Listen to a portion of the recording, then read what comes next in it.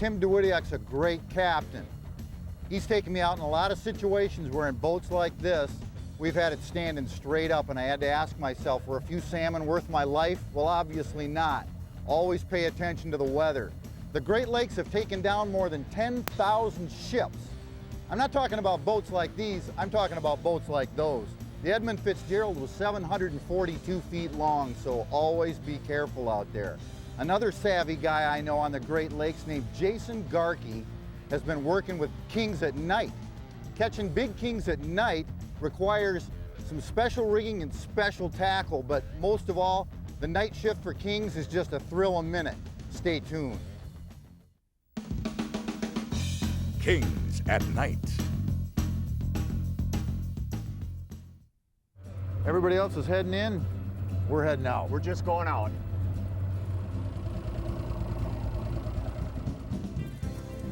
Nice fish. There you go. Attaboy, Jason. Look at the size of this one, Matt. Oh, what a beast. Look at that. That's what we're talking about, right there. You know, it's getting dark. It's time to take the sunglasses off. But I had them on for a long time.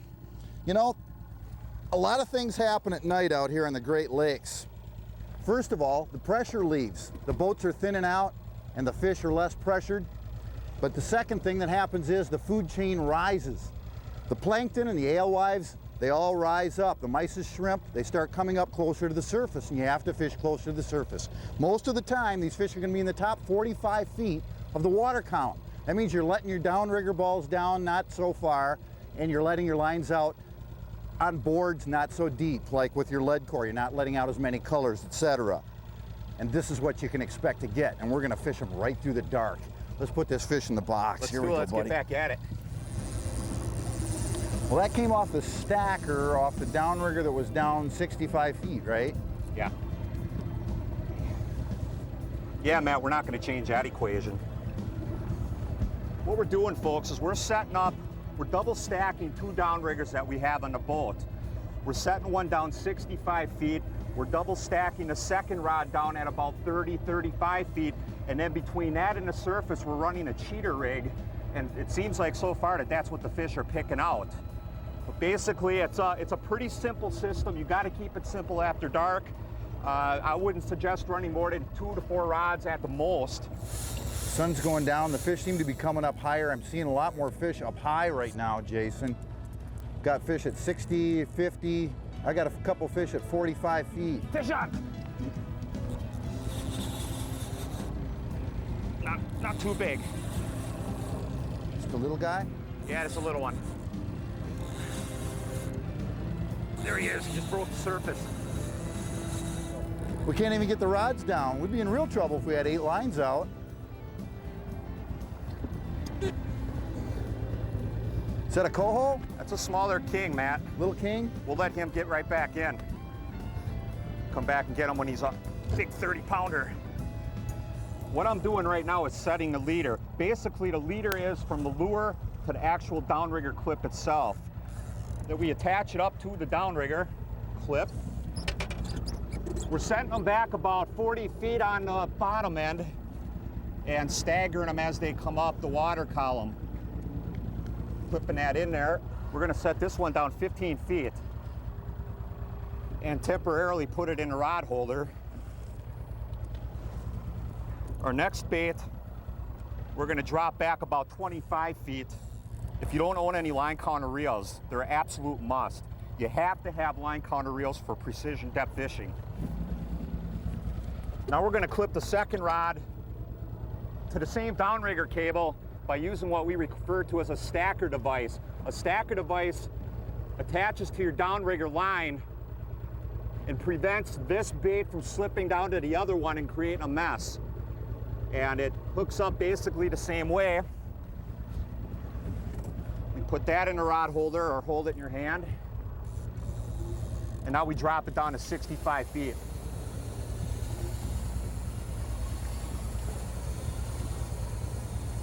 Now the final thing that Matt and I are doing tonight is rigging up a cheater.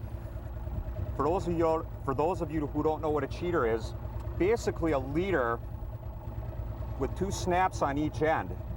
And basically you just snap it to your main line and let it float down there in the water behind your lure. To know exactly where they run, it's hard to tell. We figure they run somewhere between 20 and 30 feet down. Basically gravity, waves, current kind of hold them in the water column, but they are very effective. If you're not running cheaters, you're probably missing 5 to 10 fish a night. The last thing we're doing is charging these up with a UV light. Really extends the glow power of these glow-in-the-dark spoons. Just run it over there a little bit, and it should glow quite well underwater. That way the big kings can see it. We're coming right back over that spot where you got the last one, Jason. This time of night, they not only rise up, you'll catch fish closer to shore. You can catch fish closer into shore. You don't have to go out quite as far. Oh, we're back in the zone, and we got the last rod in the holder, and hopefully we'll get another one to go. Not a real big one, I don't think. You never really know. They could be playing rope-a-dope. Doesn't want to come this way, but he's got that little head shake thing going on. He's up on top, about 50 feet behind the boat. There he is.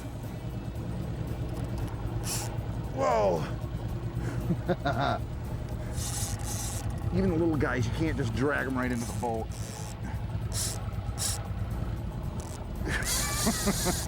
Maybe this fish isn't so small.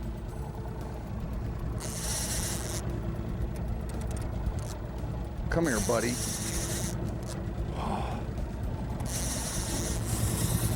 Whoa. You gotta look at your mug here, Matt. Didn't like the looks of me, did he? Got him.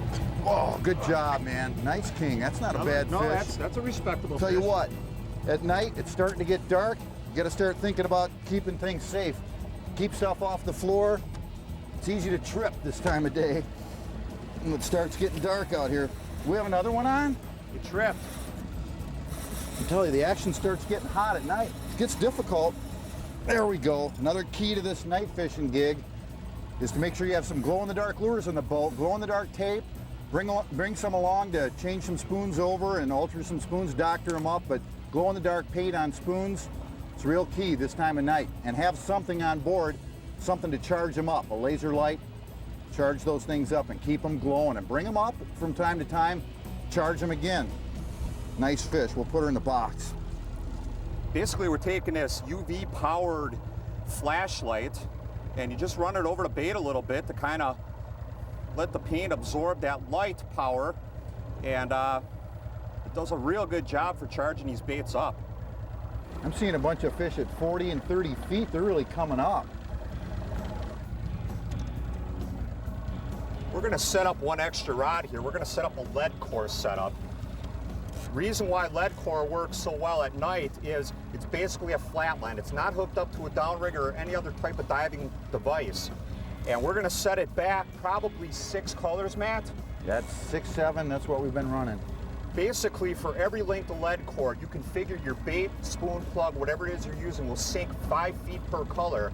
And we're gonna set it back 6 feet in hopes that we can pick up some of these high riding king salmon are in the 30 to 35 foot range. We'll get that back there. Bunch of fish at 40 right now. I'm seeing them 6 or 7 fish at 40 feet. Maybe you ought to run 7 colors. We'll run 7 colors. Then we'll see them all at 30. But you got to do something. Yep, marking a lot of fish. Anytime. Man, we got a fish, we got a fish. Flatline. All right. There we go. I'll pop this one up. Big one? You sure we got one? Yeah. Just sort of sauntering toward the boat. That's on that lead core, huh? Yeah, the lead core line, getting it out there in back. Flat lines come into play at night, you know, getting the lines out behind the boat. You don't have to be down as deep, so you get better action with flat lines sometimes. These lead core lines, just 6 or 7 colors, really isn't back that far, you know. But like Jason said, they're getting down about, whoa, whoa, whoa. Getting down about 5 feet per section of lead core. Just figure out, you know, when you're seeing a bunch of fish on the screen, just figure out, do the equation, 5 feet for every section of lead core. Get it out there at that depth where you're seeing all the fish. Ugh. The key to this whole thing is the plankton rising up. They migrate at night. They migrate back down during the bright points of the day. And as they migrate up at night, they're followed by the mysis shrimp. And in turn, the alewives follow up the mysis shrimp, and in turn, the kings come up behind them, and they're up higher in the water column. You don't have to get out there as far. Still got a few colors of lead core out there. Yeah, he's getting close though. 3 colors left. The blue's coming in now. As you can see, we've added some of these rayovac headlamps here, and it really helps when it comes to the critical time of netting these fish. You need to see where the fish is. Well, I really had to give the rod to him really quick there. He just went off on a dangerous tear. Here he goes again. Right behind the boat, I can see him leaping there, Jason. That time? Not quite, almost. Might want to grab it. There we go, we got Whoa, all right. It's a heavy fish. Attaboy. Oh, another nice What a king. chunk.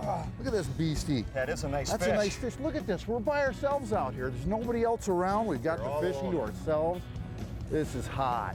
That way we don't have to worry about running into anybody or running over anybody's lines or having them run over our lines and catching fish like this. It's hot. Absolutely. When everything's rising up in the water column like this, you got to get those lines up and pay attention to your depth finder.